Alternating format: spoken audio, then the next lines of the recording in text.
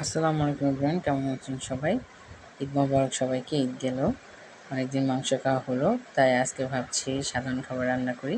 আমি পাতলা ডাল করেছি, এখানে পেঁয়াজ কাঁচামরিচ ভেজে নিচ্ছি, সাথে রসুন আছে। এটা করবো, পাট শাক রান্না করবো, আর এখানে পাঙ্গাস মাছ ভেজে নিয়েছি। মাছ ভুনা করবো, পাঙ্গাস মাছ ভুনা করবো। এই জন্য পাট শাকটা ভালো মতো করে নিচ্ছি, একটু পানি উঠেছে, এটাকে ভালো মতো ভেজে নিব।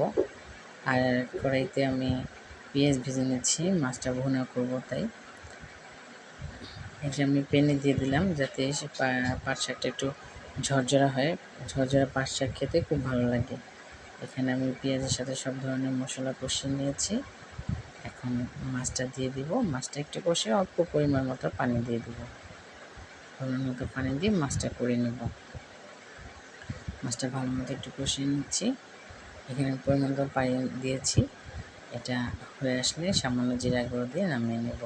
আশা করছি আজকে আমার রেসিপিগুলো আপনাদের কাছে ভালো লাগবে। ভালো থাকবেন সবাই।